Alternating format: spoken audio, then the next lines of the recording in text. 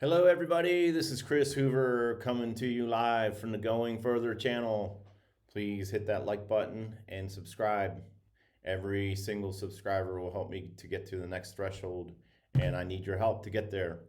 So, it's all over the news, unfortunately, about the state of our wonderful country is in. Right now, I'd call it a confused country. It's been confused for quite a long while, I'd say before COVID. But in the midst of this, I feel like I always need to preference the fact that I am not for either party, never have been, never will be. I'm known forever and ever and ever, ever since I was like 16 years old, give or take. Whenever I'd see a politician talk, I knew he was just blowing smoke out of his ass. Like they always talk sideways. They promise you the world and they provide nothing. They're all useless, from the right or the left. I mean, local politics, not so much. Of course, it's because there's not as much money involved. But when you get into national politics, you're talking about billions and billions of dollars and potential, just flat out bribes from lobbyists. That's really what they are. And so it's no mystery to me that they are corrupt because no one really has a strong enough backbone except one president, in recent history anyway, which was JFK, because he stood up to the powers that be back then.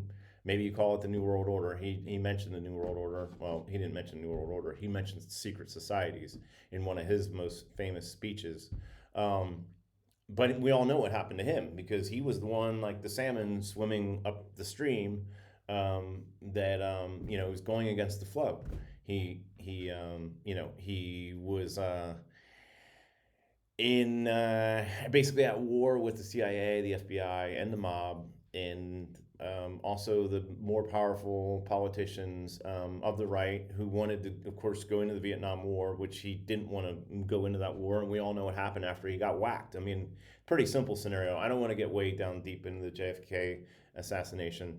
But here, really, where I'm going with this is, during COVID, this is a good example because I was boots on the ground. I was promoting a nonprofit called Rage Against the Vaccine. And I know many of the people on the left will hate me already for even saying those four words, but you know, I was not against all vaccines. In fact, my parents got me vaccinated when I was, I don't know, five, whatever age you are, three, four, five, maybe some of them even when you're younger than that. I don't know. But but my own education told me that there was something very sinister about the virus, and about this pending vaccine that they were pushing so very vehemently again to everybody. And I actually got COVID. I beat it with supplements, natural supplements, and never got the vaccine, of course. So I was out on the, I'll say, the campaign trail for natural immunity. And in the midst of that, I linked up with a guy out in Cali, out in Los Angeles, named Jason. And hey, Jason, how's it going? If you're out there, I missed hanging with you, and it'd be great to team up again someday.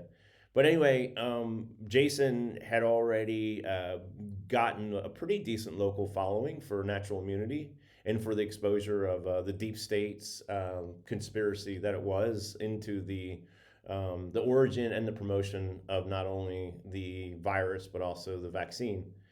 And I'm out there with Jason early on in the day, setting up our little booth area, if you want to call it that. And we had already had gotten permission from the local Los Angeles police to be there and peacefully protest. They said, as long as you guys don't block any of the thoroughfares going into Dodger Stadium, which was like the vaccine center of that area, we're fine and we'll support you. And we believe in freedom of speech. So good for those cops, right? So we're there setting up. It's like, maybe 10 in the morning. I forget exactly what time, but there were people were just beginning to line up in cars. And that scene, by the way, was one of the most dystopian scenes. I wish I would have had it on video. If you can imagine 4 lanes of traffic, like you'd think maybe the Beatles were playing at Dodger Stadium or something, right? Lined up to go get this vaccine that has never been any real trials tested or proven. You would have thought it was like crack cocaine or something they were handing out for free, right? Anyway, well, what happens is Antifa shows up, and this is where I'm going with modern day Antifa, and they show up and they're immediately like trying to incite riots. They're trying to incite violence. And fortunately, I knew I'm very educated about agents provocateur and their whole game of basically trying to incite violence so that they can paint, that group of people, us, the peaceful warriors for natural immunity, as violent, righty, hateful, evil people, right? So they're there and they're physically like, they tore up some signs and they're there like yelling and screaming. And meanwhile, Jason's being interviewed by a Japanese radio station. And there's a couple other guys that are around us that are part of our group and they're beginning to get emotionally charged. And I literally had to grab one guy by the neck and I said, Nick, I said, don't do it. I said, that's what they want. I said, don't do it. And he looked at me because he thought I was Antifa and he was almost ready to swing at me. And I'm like, oh, dude, it's me, right? And then his heart rate went down. I saw his expression on his face got happy again, and all's well that ends well. But Antifa was there all day long, interface, trying to instigate and trying to start this violence, right? And I tried to talk to them, but they're so brainwashed is the only word from their propaganda masters that are funding these things for them to show up, right?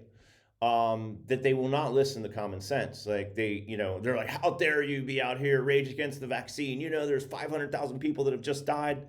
And my retort to that would be like, hey, brother, man, listen, I'm on your side. You don't know it, but I am. Like, this is deep state. This isn't Donald Trump. I know you think it is, but it's not. And this is actually a deep state that wants us to be not only sick and reliant on this, false big pharma bullshit vaccine, but they want us to hate each other so that they can keep on laughing all the way to the bank. And that's really where I'm going with this modern day whole situation with Trump and ICE and Federal Reserves being actually boots on the ground now. I guess most recently in Chicago. I don't follow the day-to-day news. I guess shame on me. I mean, I know enough to be dangerous, and I know enough to talk about it at a conversational level, but I don't concern myself with getting deep down that rabbit hole because at the end of the day, it's all right versus left rhetoric, and it's all propaganda. If more people would start doing their own homework and dig into like the Charlie Kirk assassination again, all respect. Hope he's resting in peace, and I hope his family is okay. I mean, that was a sad, sad thing that happened, but the political part of it was definitely a deep state operation. It was false flag op. Um, some of you, I would imagine, a lot of you know what a false flag op is, but I'll explain it. I actually enjoy explaining it randomly. So back in the day of pirates and pirate ships, there's a bit of pirate in me actually. There's Jolly Rogers right over there. So anyway, back in the day, the pirates they figured out this scheme, and it was a very brilliant one. They're marauding. Obviously, that's their whole game. They're going there to go steal from other ships, sometimes towns, but more than likely more often ships, right? So what they would do is they'd send a scout around. As an example, if there was a cove, they'd anchor on one side of the cove out of sight on to the other bank far away from the actual cove, right? And then they'd send a scout either in a small boat or on land to go into line of sight to see what ship was over there or ships and just say it was a British merchant ship. So then what they would do is they would then raise a British flag on their pirate ship mast, right? And this would allow them to get within cannon range. And then they would blow these other ships almost to smithereens and catch them off guard. And that's a false flag op. Well, modern day, like 9/11, There was obviously some very, very dark things at work there. It was a false flag op, right? The whole false flag op in 9/11, of course, is um, you create this national catastrophe, never before, never since um, that had happened on American soil, except Pearl Harbor, but that's obviously not in the lower 48. But you create this national disaster, and then by this facade, by this distraction, you then gain the rapport and the trust of the people that, oh, we need to be protected now from these evil terrorists, right? And then you have all of a sudden it came out of the woodwork again, just as an example about 9/11. Within 45 days, the Patriot Act was incorporated. It was signed into an actual physical act, right?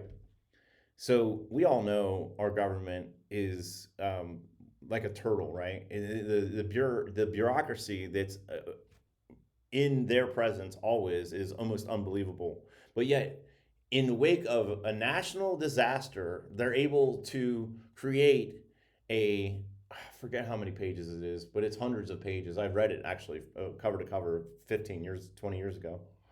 But anyway, a big, thick document, this thick, and then they were able to go through all of the bureaucratic steps to get it enacted into law within 45 days. And it's called the Patriot Act, right? What a bunch of bullshit. You talk about a double bullshit entendre. There's nothing patriotic about the Patriot Act. And then in that same time frame, Homeland Security came out of the woodwork too, and I forget what their original budget was, but I think it was a big ticket item for the taxpayers to pay for, put it that way. And this all happened within a couple months after 9/11 went down. And so, people just need to stop watching mainstream news. They need to start doing their own homework. They need to start watching independent channels, whether they're cable channels or internet channels, not CNN, not Fox, not CBS, not ABC, none of those. They're all useless. They're all basically, uh, they're just talking heads for their advertisers and also for whatever right or left slanted partisanship is backing them. That's all they are. It's like it's like a vanilla or chocolate ice cream. There's no in between. It's either they're promoting one side or the other. Um, Anyway, I'm kind of rambling here.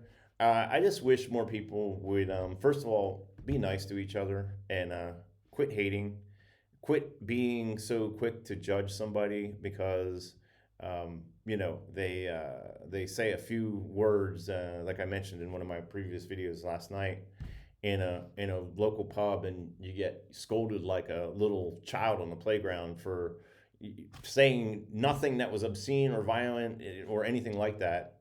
And it's all because of this overly sensitized and overly biased partisanship that our country is suffering through right now. So, yeah, if people could just be more humble, be more nice, be more kind, the world would be a better place. And that's my ultimate hope for doing all of these videos and writing all my books and investing all this time and energy into what I do.